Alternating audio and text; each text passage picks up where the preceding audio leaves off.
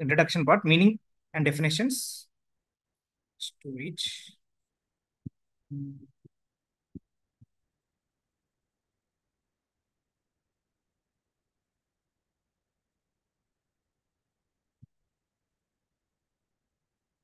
Okay, urban governance.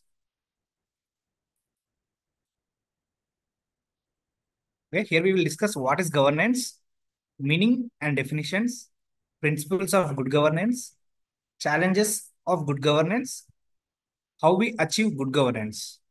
Then followed by what is urban governance, meaning and definition of urban governance, what are the characteristics of good urban governance, and why urban governance is needed or what it matters. And followed by models of urban governance and challenges of good urban governance, and what are the ways of achieving good urban governance. Okay. Then reforms in urban governance, how good urban governance is in Telangana. Okay. Then coming to objectives. What are the objectives of this unit? Okay. Like you will be able to learn the governance and good governance aspects, urban governance, characteristics of good urban governance, reforms in urban governance issues and challenges, and urban governance in Telangana state. Okay. Like 25, 21st century is the first urban century where over 55% of global population are living in towns and cities. Okay. And globally, we can see like 60 to 80% of nation's GDP is contributing through cities only. Okay. And like globally, urbanization lead to economic development, productivity, and improved quality of life. Okay. India is fast urbanizing and projecting indicator the urban population would be like more than 50% in the next 3 decades. Okay. Like 74th Constitutional Amendment Act, apart from providing constitutional status to urban local bodies, like it aims at strengthening municipal governance. It also provided for a uniform governance structure of urban local bodies, specified their functional domain, created new institutions like State Election Commission, State Finance Commission, District and Metropolitan Planning Committees. Okay. See, the term governance in currently in social sciences and development literature during the last few decades. Okay. What then is like governance and good governance? Okay. What are the characteristics? What are the good urban governance in Telangana? Okay. Coming to like meaning, definition, and principles, challenges of governance and good governance. Like according to World Bank defines governance as the manner in which power is exercised in the management of countries' economic and social resources for development. Okay. Like it is power which is managed like to exercise countries' economic and social resources. For what? For the main goal is for the development. That is social, economical development. Even political also. Okay.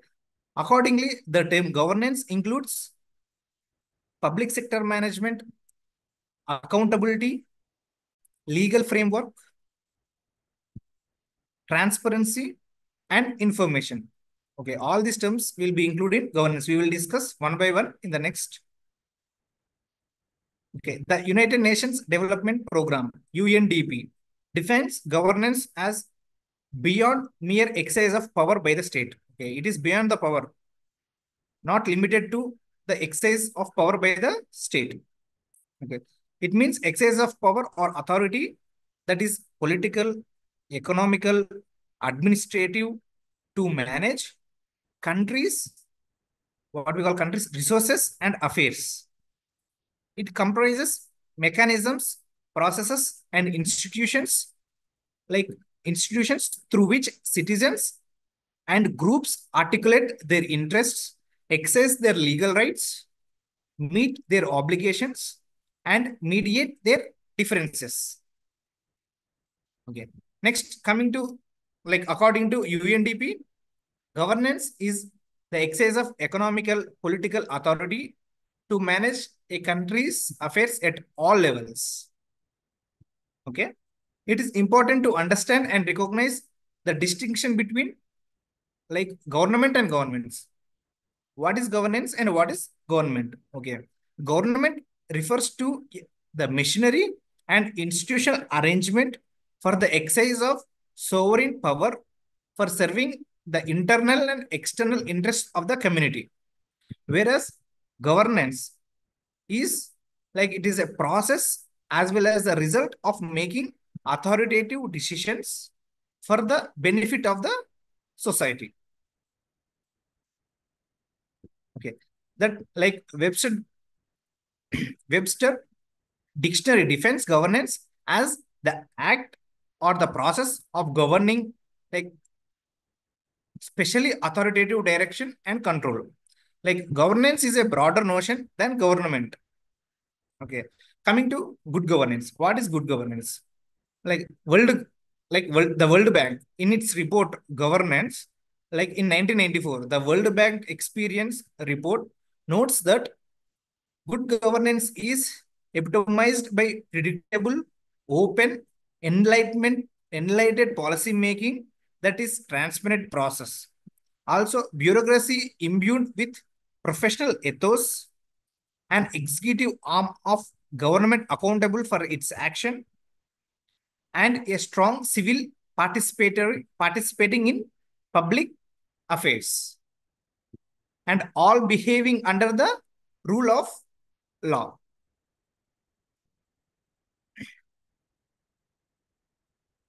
Like it entails like the European Union defines good governance as transparent and accountable management of human, natural, economic, and financial resources for equitable and sustainable development.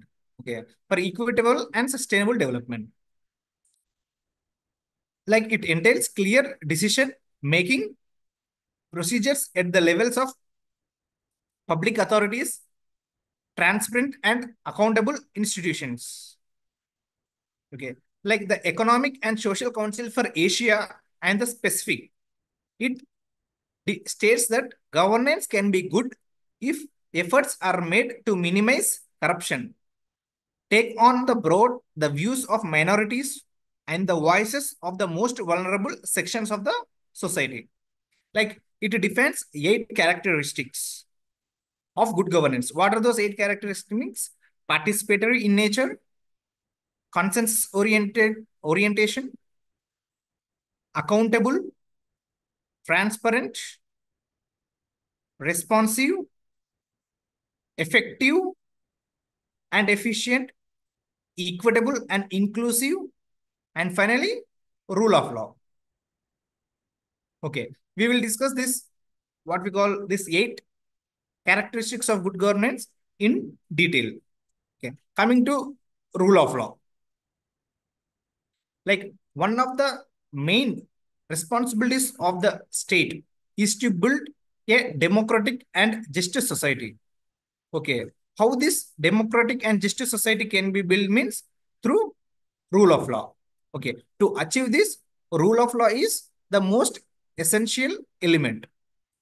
Rule of law is an established legal framework that should be fair and enforced impartially, particularly the laws on human rights. Okay, rule of law provides equal protection of human rights of individuals, groups and organizations, as well as equal punishment under law. Like rule of law also controls governments and protects citizens from states' arbitrary action. It also states that all the citizens are treated equally and are subjected to law rather than the whims of the powerful. Okay. Coming to next important characteristic, that is accountability. Like accountability means holding public officials responsible for their actions and establishing criteria to measure the performance of officials. Like what its main focus means, it's focus on the ability to account for the allocation, use, and control of public spending and resources. Okay. Even the UNDP states that those who are chosen to make decisions in government or business or civil society organizations should be accountable to the public. Next important characteristic is transparency. Okay.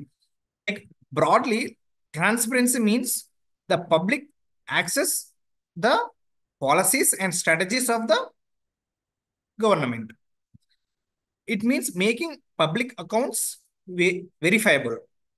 Okay. Providing for public participation in government policy making and implementation process and allowing contestation over decisions impacting the lives of citizens. Okay. It also includes making available for public scrutiny accurate and timely information on economic, financial, and market condition. Okay. Next important characteristics is participation. Like what is participation means? Like it is the process by which people, especially disadvantaged or marginalized or underprivileged and vulnerable, influence the decisions that affect them. Okay. It is believed that the involvement of people like poor, handicapped, women in decision making leads to a better design and implementation in public policies. That means it will make more inclusive, socially inclusive. Like in other sense, all the members of society have a voice or are in the position to influence decision making and governance. Okay. Next important characteristic of good governance is responsiveness. Okay. Good governance requires that institutions and processes try to serve all stakeholders with a reasonable time framework. And coming to consensus orientation. Okay. There are several factors and as many viewpoints in the given society. So, good governance requires mediation of different interests in society to reach a broad consensus in society on what is the best interest of the whole community and how this can be achieved. Okay. Next is equity and inclusiveness. Okay. A society well-being depends on ensuring that all its members feel that they have a stake in it and do not feel excluded from the mainstream of society. This requires all groups, particularly the most vulnerable, have an opportunities to improve or maintain their well-being. Okay, coming to effectiveness and efficiency. Good governance means that the processes and institutions produce results that meet the needs of the society while making the best use of resources at their disposal. Like the concept of efficiency in the context of good governance also covers the sustainable use of natural resources and the protection of environment.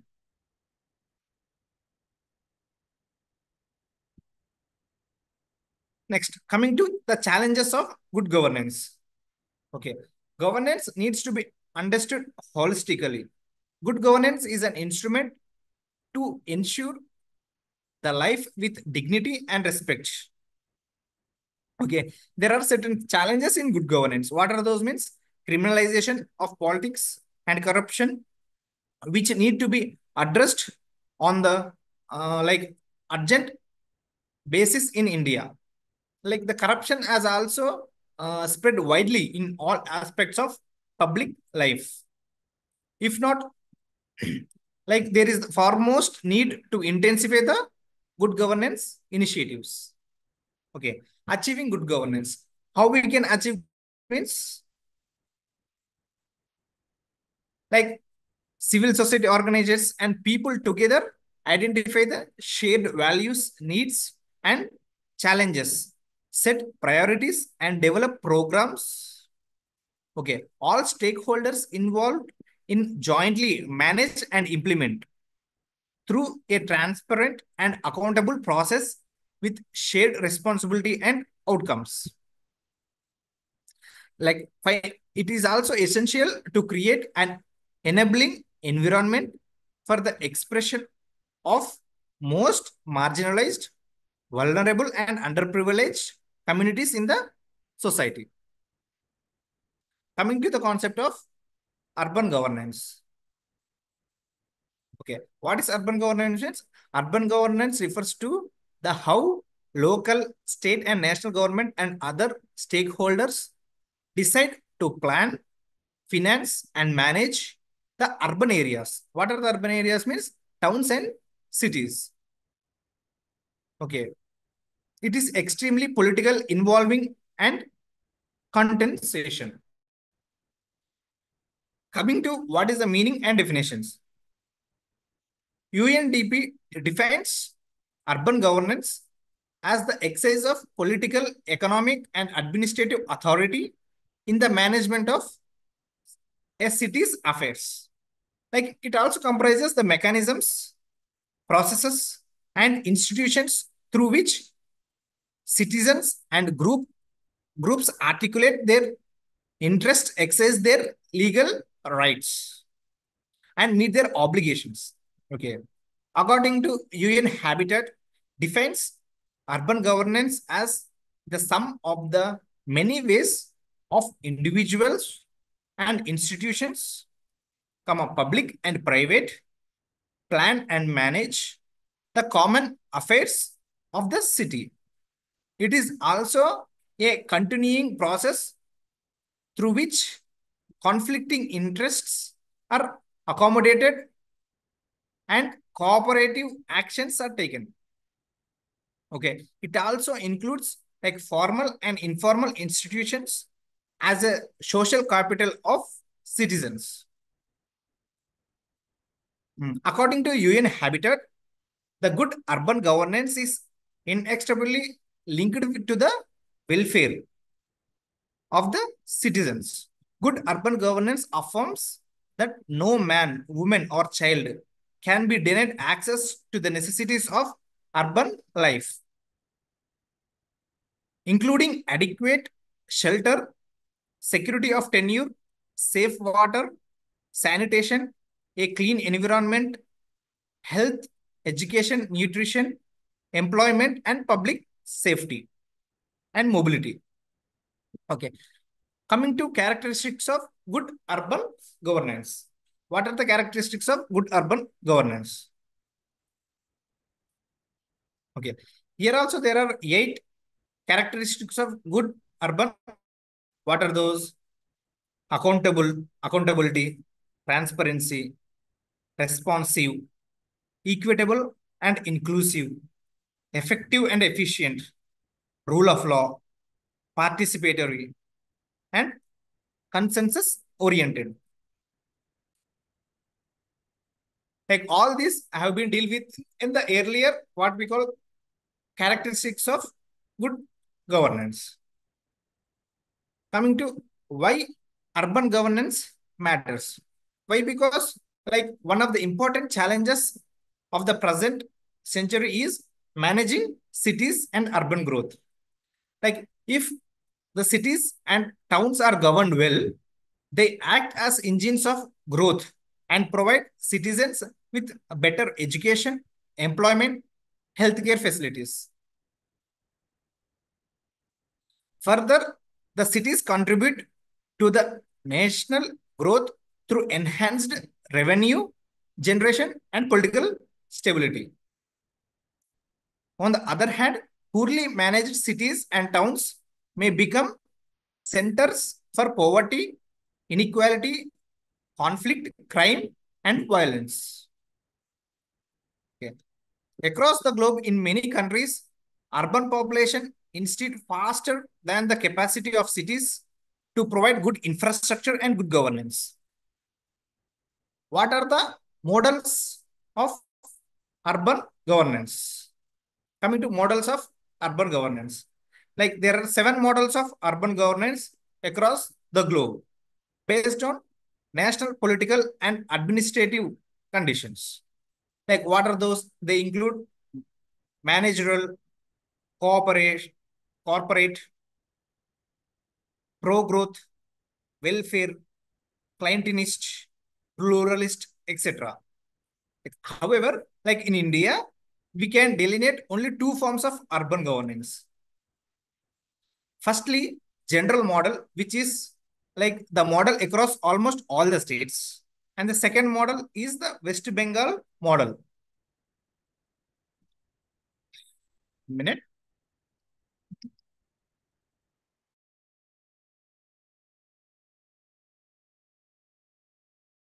And, like in both the models, municipal councils, administrative organizations, functionaries, finances, and chairpersons have only ceremonial functions. Okay. And the powers and the executive powers are entrusted to the municipal commissioner or the executive officer, who is an official officer. In West Bengal model, there is a mayor in council or chairperson in council of municipal governance. Okay. In this model, the executive powers of urban local bodies are entrusted to him only. Okay. Coming to consensus oriented challenges of urban governance. Like the 74th Constitutional Amendment Act is under implementation for over a like 25 years. The experience is different within the states. However, the problems are like low level of awareness among the women representatives in urban governance, reluctance of the state governments for transfer of all functions and powers to urban local bodies, like delay in implementation of state finance commission recommendations, like lack of clarity on central and state government relationships on urban local bodies, and lack of personnel and insufficient staff in urban local bodies, and lack of capacity of urban local bodies in the areas of planning, revenue generation, participatory governance, etc. Coming to achieving good governance. Okay. Like all the states in India have amended their municipal acts in accordance with the 74th Constitutional Amendment Act. But in reality, however, there are certain complex political, legal, and administrative problems in the implementation of the act. Okay. The need of an hour is to further undertake a review, reflect the identity, the challenges, bottlenecks, and the formulate future interventions for the further action. Okay. Coming to reforms. What are the reforms needed in urban governance? Okay. Like why there is need for reforms means there's increased pace of urbanization. Okay. Which can be better in governance of cities and towns to provide better infrastructure, service delivery, and improved governance. Okay. As part of achieving this goal, governments have been implementing reforms to improve urban governance. Like what are those like reforms means? Like Jawaharlal Nehru National Urban Renewal Mission, JNNURM, and Atal Mission for Regeneration of Urban Transportation. Okay. Coming to other such type of reforms like property tax reforms, e-governance, public-private partnerships, corporate social responsibility, citizen charter, all this comes under other problems related to urban governance. Okay. What is good urban governance in Telangana? Like Telangana, with an urban population of 38.64%, is one of the urbanized states in India. Like to ensure effective urban governance and to meet the emergency needs of the urbanates, government of Telangana initiated several reforms. The most important is like time-bound, accountable. The most important reform is like enactment of Telangana Municipal Act 2019, like which aims for more transparent, accountable, time-bound, and citizen-centric governance of urban local bodies. Like it also like aims for green plan and budget within stipulated time framework fixed with responsibilities to elect and official functionaries. Okay. This is unit is related to urban governance. Okay. And next we will go to unit 5, that is urban local bodies. Just we will go with the introduction and evolution here. Here we will learn with introduction, evolution, constitutional base for urban local bodies, types of urban local bodies, municipal councils, mayor and chairperson, council meetings, functions, ward committees and area sabas, issues and challenges. Okay. Like after learning this unit, you will come to know about different types of urban local bodies and their functions, municipal councils and their functions, election of councillor, mayor of municipal corporations and chairpersons of municipal councils and nagar panchayats, constitution composition of ward committees and area sabas, and main issues and challenges of urban local bodies.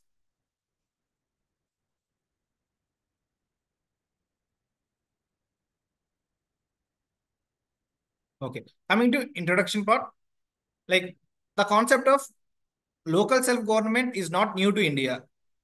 Like we have seen this local self-government through Vedic ages only. Like around 600 BC, the territory of India of the river Ganga comprises like modern day northern Bihar and eastern Uttar Pradesh was undertaking small republics called Janapadas. Okay. Among these, Lachavis is the most powerful. In these Janapadas, the affairs of the states were conducted by the assembly, consist of local chieftains. In the post-Mauryan times also, there exist the republics of Malavas and Shudrakas, where the decisions were taken by Sabas, which is a local body. The Greek ambassador Megasthenes, who visited the court of Chandragupta Maurya in 303 BC, described the city council, which governed Pataliputra, comprises of 6 committees with 30 members each. Okay. Like coming to in the modern period of local self-government, India referred to the governmental jurisdictions below the state level. India is a federal republic with 3 spheres of government, like union, state, and local. Local governments are closest to the people and involves in day-by-day life and attempts to resolve citizen problems. Further, like local empowerments and environmental protection through people's participation in planning and implementation is based on the premises that people know the best what is good for them. Okay.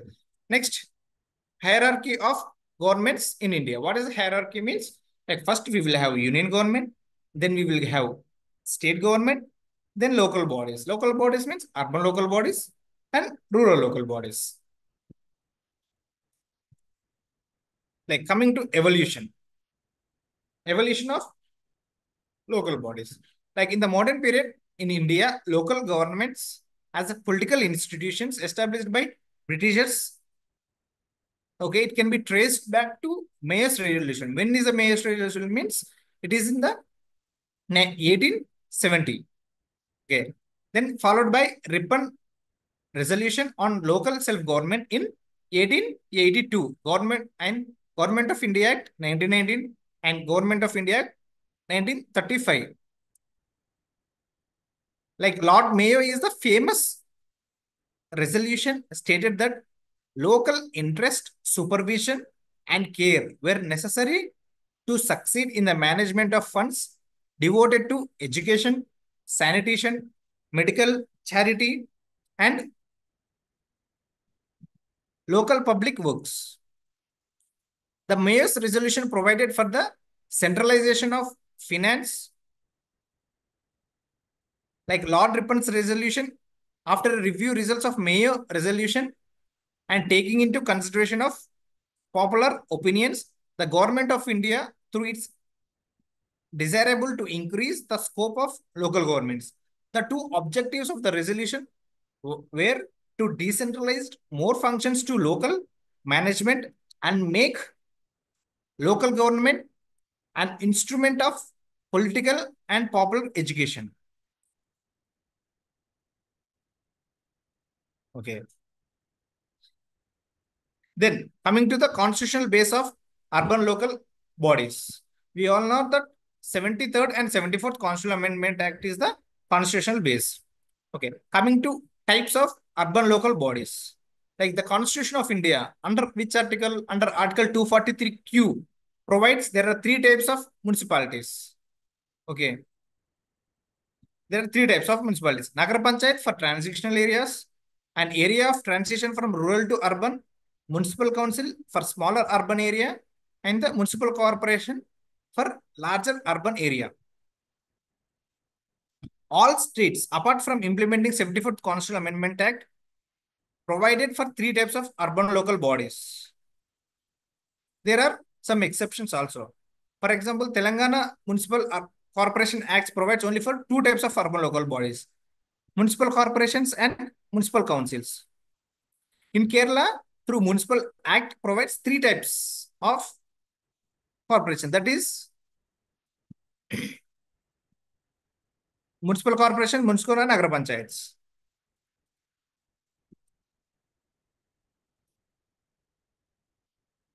Like the constitution also refers to industrial townships are those areas which are sizable in area, mostly inhabited by the employees of the industries and where the municipal services are provided by the local body in cantonment area.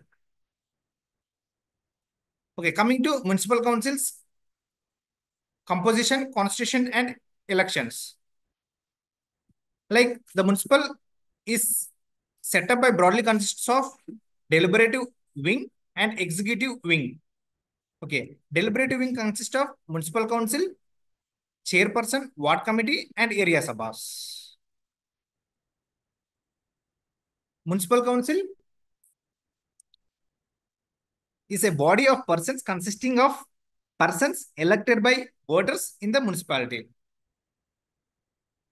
Okay, coming to the members. The voters of the responsive ward elect the members to represent them in the municipal council. There are co-opted members, ex officio members, and there is also reservation for SCs, STs on the basis of their population in the municipality. And 1/3 of the seats are reserved are also mandatory for women. Okay, we all know that the tenure of municipal councils is also 5 years. Okay, and all persons crossed 18 years can become the voters in the municipal elections. We all know that. Coming to mayor and chairperson. Like the mayor exercise powers, like what are those power means? Like to convene meetings of the councils and preside over the every meeting, to presides orders and decides all points of order in the meetings of the council, to direct any members to withdraw from the meetings in case of disorderly conduct, to suspend meetings if there is a grave disorder in the meetings, like place the matter before the council to suspend a member if the conduct of the member is very disorderly, prohibit a member to take part in the meetings if he believes that such member has personal or pecuniary interests, delegate any of his function to the deputy mayor or vice chairpersons. Coming to the council meetings. Okay. Like convening of meeting. The council has to meet in the municipal office for the transaction of business. Like the council may fix the date and time of the meeting. The mayor or chairperson also call a meeting whenever there is a need. Okay. Coming to presiding over the meetings. The chairperson or mayor presides over the meetings of the council, followed by his deputy mayor or vice chancellor presides. In the absence of both chairperson and vice chairperson, members present in the meeting may choose any one member to preside the position. There are three types of meetings like ordinary meeting, urgent meeting, and requisition meeting. Coming to functions. What are the functions? Like cleaning the public streets and places and removal of all sweepings therefrom, construction, maintenance, and cleaning of drains and drainages, public latrines and water closets and urinals, lighting of public buildings, streets, and municipal markets, naming of streets and public places and numbering premises, regulation of offensive and dangerous trades and practices, maintenance and regulation of places for the disposal of the dead, maintenance of public markets and slaughtering houses, registration of births and deaths, management and maintenance of municipal waterworks, like provision of parks, gardens, playgrounds, and recreation development, protection of environment, promotion and ecological aspects, promotion of cultural, educational, and aesthetic aspects, slum improvement, upgradation, and urban poverty elevations. And there are some discretionary functions also. What are those discretionary functions means?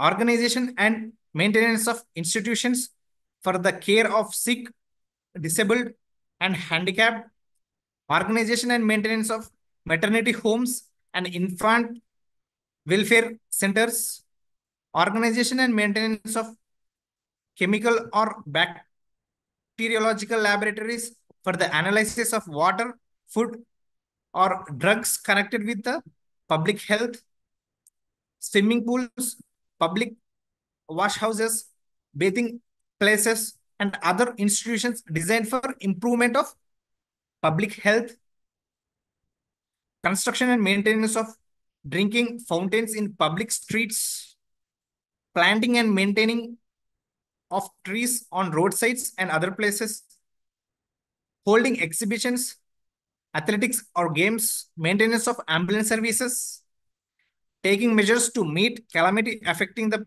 public, preparation and presentation of address to the persons of distinctions.